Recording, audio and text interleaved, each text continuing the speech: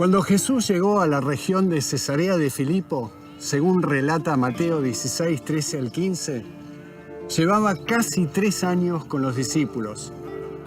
Consideró que el momento era apropiado para hacerles una pregunta. ¿Quién dicen los hombres que es el Hijo del Hombre?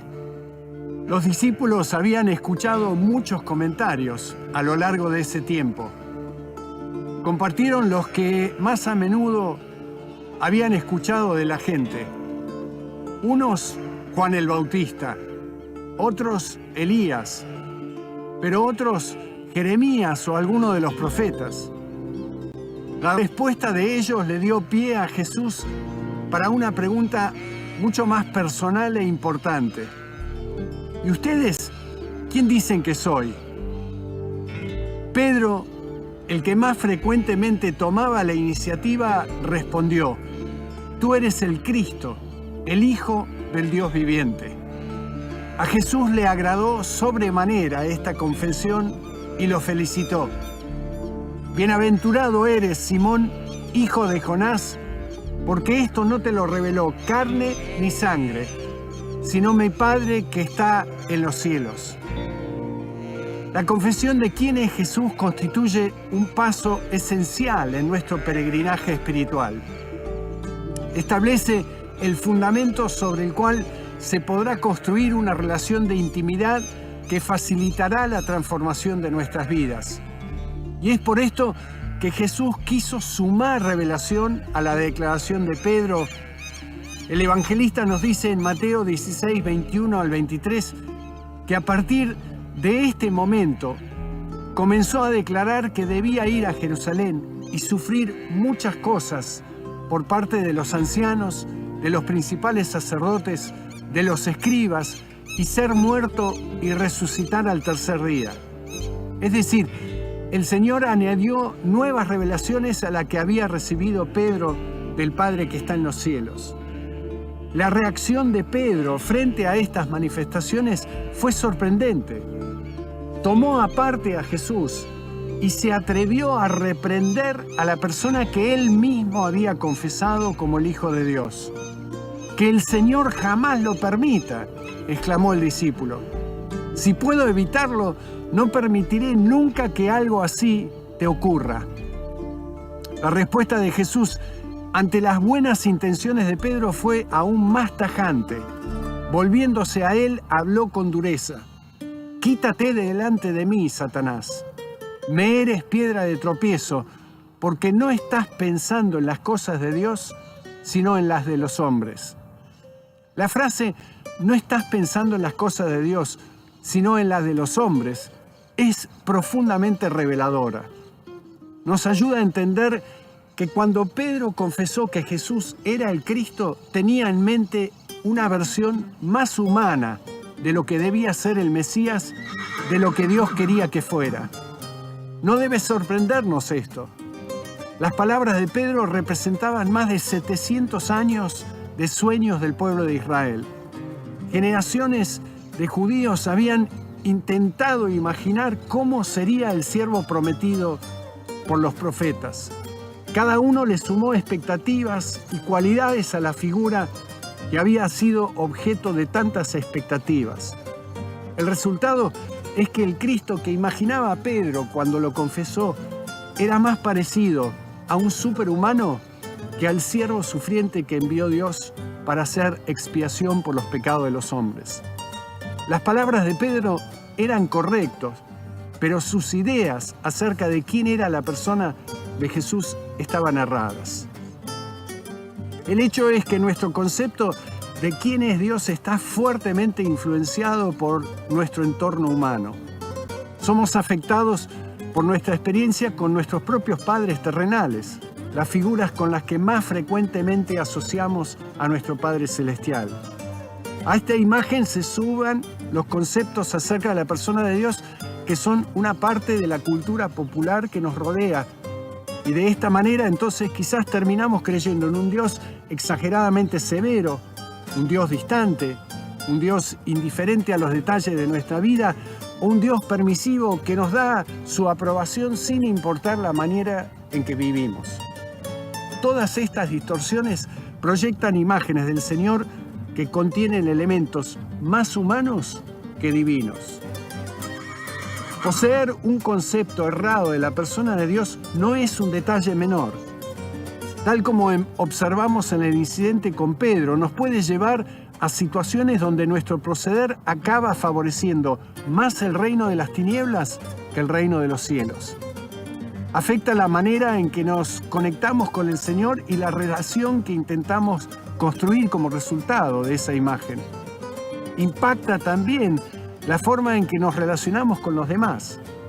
Podemos acabar siendo desmedidamente permisivos o excesivamente legalistas con los que están a nuestro alrededor. Nuestras distorsiones en muchos casos podrán ser tan graves que terminamos alejando a las personas de Dios o causando por nuestra falta de discernimiento profundas heridas en ellos.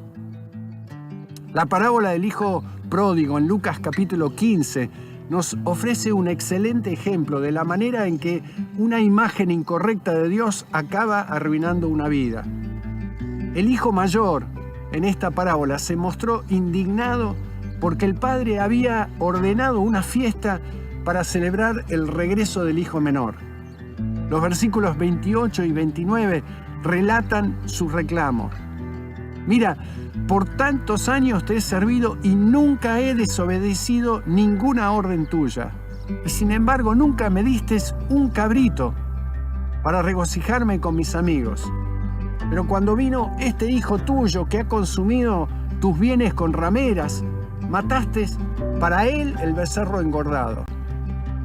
La respuesta del padre en el verso 31, sin embargo, nos sorprende. Hijo mío, tú siempre has estado conmigo y todo lo mío es tuyo. Descubrimos con gran tristeza que este hijo trabajó duramente, años, para ganarse algún día algo que ya era suyo. La amarga respuesta frente al regreso de su hermano revelan que los años de responsable esfuerzo no sirvieron para que adquiriera alguna de las actitudes de generosa compasión que caracterizaban al padre.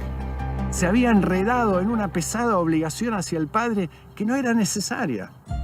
Podría haber disfrutado más de la vida en lugar de sufrirla tanto, pero su concepto de lo que el padre esperaba de él no le permitió esa libertad. Acabó amargado y vengativo en lugar de alegre y compasivo. Jesús busca corregir estas distorsiones en la relación que construye con sus discípulos. Como observamos en Juan 15, los sorprende cuando, hacia el final de su vida, declara que ellos han visto al Padre. Los discípulos se sintieron desconcertados por esta afirmación. No recordaban ningún momento en los 3 años compartidos juntos a Él en que hayan visto al Padre. En los versos 8 y 9 leemos que uno de ellos, Felipe, respondió: Señor, muéstranos al Padre y nos basta. Jesús, sin embargo, no dudó en responder: ¿tanto tiempo he estado con ustedes y todavía no me conoces, Felipe? El que me ha visto a mí, ha visto al Padre. ¿Cómo dices tú, muéstranos al Padre? La respuesta de Jesús revela otro de los objetivos que lo movieron a la hora de invitar a los discípulos a que estuvieran con él durante su peregrinaje terrenal.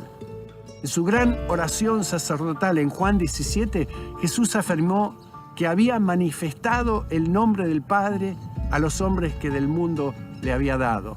Y no solamente se había esforzado por esto durante los 3 años compartidos juntos, sino que este sería también su compromiso hacia el futuro. Pues afirma en el versículo 26, yo les he dado a conocer tu nombre y lo daré a conocer para que el amor con que me amaste esté en ellos y yo en ellos. En la cultura hebrea, el nombre de un hijo o una hija no era simplemente el resultado de los antojos o gustos de los padres. El nombre entre los israelitas se asociaba con los propósitos de Dios para una vida. Describían la esencia de lo que esa persona llegaría a ser. De manera que cuando Jesús trabajó para revelar el nombre del Padre, podemos entender que se refería a mostrar el corazón de Dios. Los discípulos accedieron a esta revelación no solamente por medio de las enseñanzas y las historias que contó Jesús, sino por la oportunidad de observar al Hijo de Dios en una gran diversidad de situaciones en la vida cotidiana. Cuando Jesús discutió con los fariseos, revelaba el corazón justo del Padre. Cuando sanaba a los enfermos, revelaba el corazón compasivo del Padre. Cuando corregía a los discípulos, mostraba el corazón comprometido del Padre. Cuando le dio de comer a las multitudes, reveló el corazón proveedor del Padre. Cuando Jesús oraba, revelaba el corazón de intimidad del Padre. Cada una de esas revelaciones ayudaron a los discípulos en un proceso fundamental: convertirse de las imágenes distorsionadas que poseían del Padre para abrazarse cada día a una versión más real del Dios con quien anhelaban caminar. Esas conversiones le permitirían construir una relación más sana que los conducía por el camino de la libertad y la gracia que Dios anhela para la vida de cada uno de sus hijos. Para avanzar por este camino, será necesario entender que nuestra imagen de Dios es precaria y fallida. En lugar de realizar afirmaciones categóricas acerca de quién es, debemos aprender a convivir con el misterio que es el Señor, entendiendo que nuestra comprensión de Él es muy limitada. Sus caminos no son nuestros caminos, ni sus pensamientos nuestros pensamientos. A medida que transitamos por la vida, tendremos la oportunidad, mientras caminamos con Jesús, de descartar ideas erradas de quién es nuestro Padre. Y este proceso será esencial para construir una relación más sana con Él y con aquellos que están a nuestro alrededor.